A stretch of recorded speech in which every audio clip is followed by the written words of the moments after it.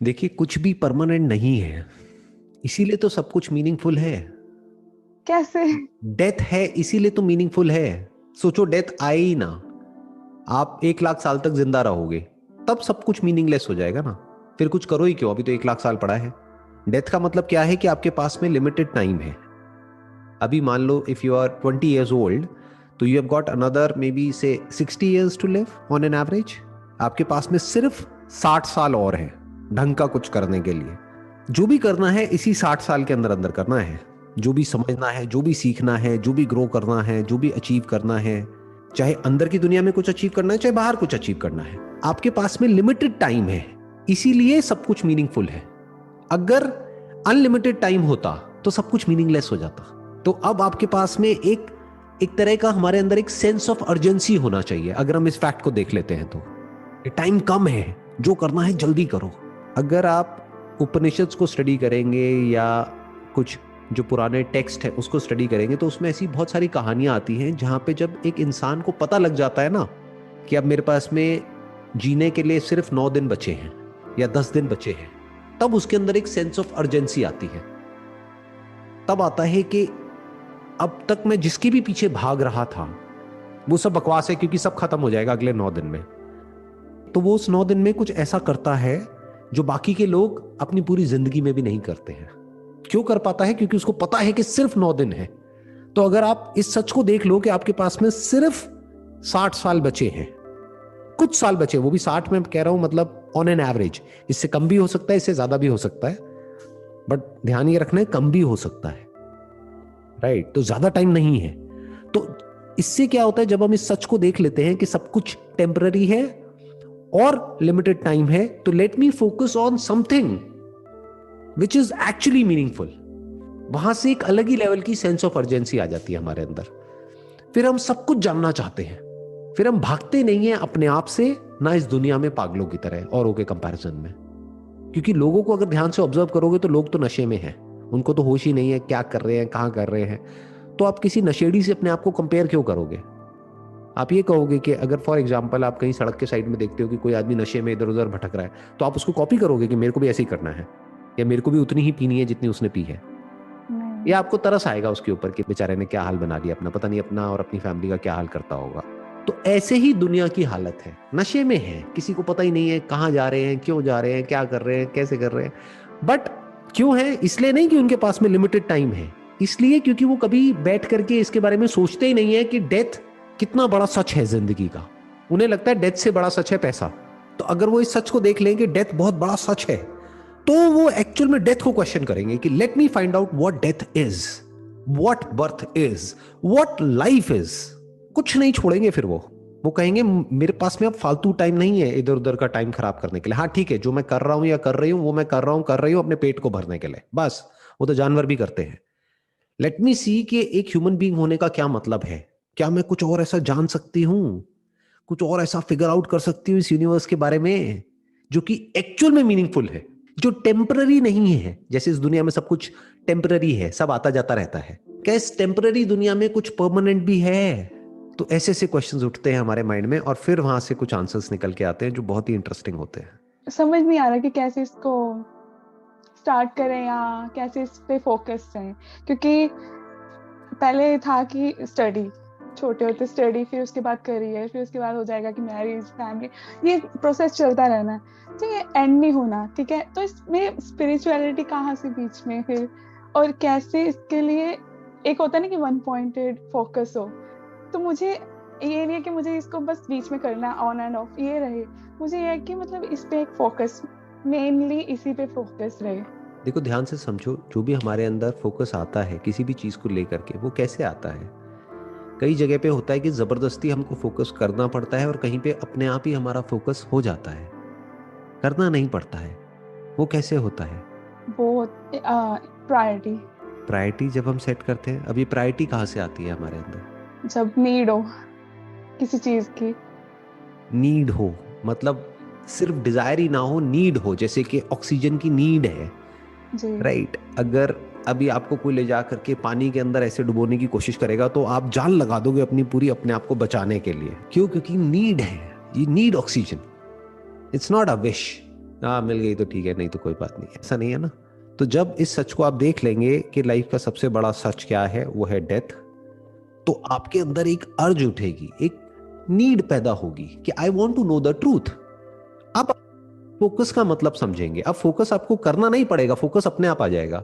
Focus कब करना पड़ता है? जब हमारा इंटरेस्ट नहीं होता है किसी काम में। जैसे लोग बोलते हैं ना, मेरे से क्वेश्चन पूछते हैं कि सर ये बताओ कि मैं ना चीज़ों को प्रोक्रेस्टिनेट बहुत करता हूँ, मैं फोकस नहीं कर पाता हूँ, जो मेरे पास में काम है मैं उसको करता ही नहीं हूँ, मैं उसको टालता रहता हूँ, तो मैं क्या करूँ? तो उसका रीज़न ये है कि उसको उस काम में इंटरेस्ट ही नहीं है। अगर इंटरेस्ट होता है तो कोई टालता थोड़ी ना है, फिर तो रात की नींद उड़ जाती है। अगर किसी काम में एक्चुअल में आपका इंटरेस्ट है और एक्चुअल में अंदर से आ रहा है कि नहीं मुझे ये काम करना है, तो फोकस करना थोड़ी पड़ता है, फोकस हो जाता है, पैशन आ जाता है। तो अगर अभी आपके अंदर ये नीड है तो क्या करना है वो मैं अभी आपको बताता हूं। लेकिन अगर नीड नहीं है तो इस नीड को अननेसेसरी पैदा मत करो मेरे सेशंस देख करके या कहीं से भी किसी की बातें सुन करके। सर मुझे है। तो अब अगर ये नीड है तो अब सवाल उठता है कि अब इसके लिए क्या किया जाए। बहुत आसान है, आपको क्या करना है, जो भी आप कर रहे हो वो करते रहो। यानी क्या, अभी आप जॉब कर रहे हो तो जॉब करो अपना आराम से, दिन में मानो 8-9 घंटे आपने जॉब किया, उसके अलावा आपके पास पे संडे मिला आपको जब आपने थोड़ा बहुत अपना काम किया और ये वो वटेवर। उसके अलावा आपकी कुछ रिलेशनशिप्स है तो रिलेशनशिप्स को जितना टाइम देना है दिया। उसके बाद में अगर शादी करनी है तो करी, और उसके बाद में लाइफ जैसे चल रही है चल रही है, राइट। सब कुछ हो रहा है, कुछ भी छोड़ नहीं रहे हो, क्योंकि छोड़ने से क्या होता है, हमें कई बार गलतफहमी क्या हो जाती है कि ये समझने के लिए या ये जानने के लिए कि ट्रूथ क्या है हमें सब कुछ छोड़ना पड़ेगा। अरे सब कुछ छोड़ करके अगर आप पूरे दिन बैठ करके मेरी वीडियोस देखने लग जाओगे ना, पागल हो जाओगे, बोर हो जाओगे। कोई भी चीज जो आपको बहुत पसंद है अगर वो लिमिट में दी जाए तो पसंद है, बहुत ज्यादा हो जाए तो वही चीज हमको बोर कर देती है, उसी चीज से हमको नफरत हो जाती है। तो मेरी 1-2 वीडियो तो आप देख सकते हो एक दिन में, बट अगर बोला जाए एक दिन में मेरी 100 वीडियोस देखो, हो सकता है एक दिन देख भी लोगे जब कोई दिमाग ज्यादा ही वैसा हो रहा है तो, बट आप ज्यादा दिन तक नहीं देख पाओगे। ये मत समझो कि 1 साल तक बैठ करके मैं आपकी डेली 100 वीडियोस देखूंगी या 10-10 वीडियोस देखूंगी, ऐसा तो है नहीं। सो अब आता है सवाल कि कैसे जाने कि आपका सच क्या है, राइट। आप कौन हो, ये यूनिवर्स क्या है, भगवान क्या है, जिंदगी क्या है, मौत क्या है, प्यार क्या है, कंपैशन क्या है, खुशी क्या है, दुख क्या है, माइंड क्या है, ये आत्मा क्या है जिसकी बात करी जाती है, ये सब चीजें क्या है। तो अगर ये जानना है तो आप कैसे जानोगे? कोई ऐसा इंसान जो जान चुका है उसके साथ में टाइम स्पेंड करो। अब टाइम स्पेंड करने का मतलब क्या है, पहले के जमाने में जूम मीटिंग नहीं होती थी, वीडियोस नहीं होती थी, आज वीडियोस हैं। तो अगर कोई ऐसा इंसान आपको लगता है, अब वो आपकी अपनी समझ है कि आप कैसे समझोगे कि वो इंसान जेन्युइन है या फ्रॉड है। क्योंकि 99% जो लोग हैं जो स्पिरिचुअलिटी की बातें करते हैं वो नाम के लिए गुरु है, नाम के लिए बाबा है, लेकिन एक्चुअल में ढोंगी पाखंडी है, जो बेसिकली खुद सच को नहीं जानते हैं और दुनिया को एक ट्रैक पर भगा रहे हैं अपने किसी मोटिव को पूरा करने के लिए, जिनको खुद ही कुछ समझ नहीं आया है, बस कुछ भी बोल रहे हैं। क्योंकि जिसको कुछ भी नहीं पता है उसको तो कुछ भी बोल दिया जाए उसके लिए तो सब कुछ ही सही है ना। सोचो एक नर्सरी का बच्चा है, उसको कैसे पता कि जो मेरे को सिखा रहा है वो 5th स्टैंडर्ड में है या 10th में है या कॉलेज में है या पोस्ट ग्रेजुएट लेवल पे है, उसके लिए तो सारे ही बराबर हैं। उसको कैसे पता कि सामने वाला बंदा थ्योरेटिकली कहीं से पढ़ करके कुछ मेरे को बोल रहा है या एक्चुअल में एक्सपीरियंशियली वो पूरा एंड तक गया है और फिर बोल रहा है। तो पहले तो ये परखो कि वो पर्सन कौन है। जब आपको ये ऐसा कोई पर्सन मिल जाता है इस दुनिया में या ऐसे कुछ लोग मिल जाते हैं, फिर उनके साथ में टाइम स्पेंड करो। कैसे टाइम स्पेंड करोगे? पर्सनली तो नहीं कर सकते, राइट, क्योंकि ऐसे जो लोग एक्चुअल में होते हैं उनका इंटरेस्ट ही नहीं होता पर्सनली किसी से मिलने में या किसी को अपने साथ में जोड़ने में या अपनी कोई ऑर्गेनाइजेशन बनाने में या कोई प्रोपेगेंडा करने में या होता नहीं है भीड़ इकट्ठी करने में या अपनी कोई पार्टी बनाने में, पॉलिटिकल पार्टी वटेवर, ये इन सब चीज़ों में उनका इंटरेस्ट नहीं होता है। वो पूरी दुनिया से जुड़े होते हैं लेकिन किसी एक स्पेसिफिक ग्रुप या ऑर्गेनाइजेशन से नहीं जुड़ते हैं, ना वो फॉर्म करते हैं। तो अब कैसे जुड़ोगे ऐसे लोगों से, कैसे टाइम स्पेंड करोगे ऐसे लोगों के साथ, क्योंकि वो तो चाहते ही नहीं आपके साथ में टाइम स्पेंड करना। तो उनकी वीडियोस देख सकते हो। फॉर एग्जाम्पल मेरा जो अपना स्पिरिचुअलिटी वाला चैनल है उसको आराम से बैठ करके देखो, वहाँ पे जो वीडियोस हैं ज़्यादा मत देखो, क्योंकि बहुत ज़्यादा देखोगे तो इंटरेस्ट खत्म हो जाएगा, वो अर्ज खत्म हो जाएगी। थोड़ी सी अर्ज बचा करके रखो। तो वो जो अर्ज है उसमें पेशेंस रखो, क्योंकि ये काम जल्दी नहीं होगा, इट विल टेक टाइम, 6 महीने लगेंगे चीज़ों को समझने में। एक ही वीडियो को बार बार भी देख सकते हो, जो वीडियोस आपको अंदर से लग रहा है कि हाँ ये वीडियो मुझे अच्छी तो लगी है लेकिन समझ नहीं आई है, कोई बात नहीं, 2-4 दिन बाद दोबारा देख लो। कुछ ऐसी भी वीडियोस होंगी जो आपको लगेगा कि नहीं इसमें कुछ खास नहीं है, तो छोड़ दो उसको, दोबारा मत देखो।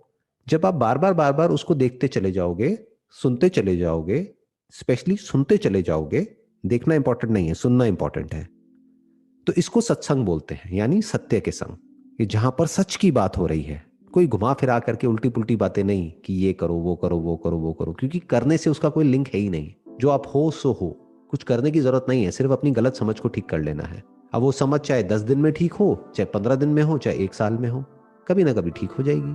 फिर जो कर रहे हो वो करते रहो साथ साथ में, यानी शादी हो गई, बच्चे हो गए, बच्चे बड़े हो गए, उनकी शादी हो गई, ये हो गई वो हो गई, but you will act out of a deep sense of gratitude and peace and love and compassion in your heart। और वो स्टेबल हो जाएगी, जो आपकी अंडरस्टैंडिंग है वो फिर चेंज नहीं होगी। ये जो फियर ऑफ डेथ है, ये जो कॉन्सेप्ट्स ऑफ बर्थ है, रीबर्थ है, ये सब धीरे धीरे धीरे धीरे सब क्लियर हो जाएगा। यही स्पिरिचुअलिटी है, एक्चुअल स्पिरिचुअलिटी।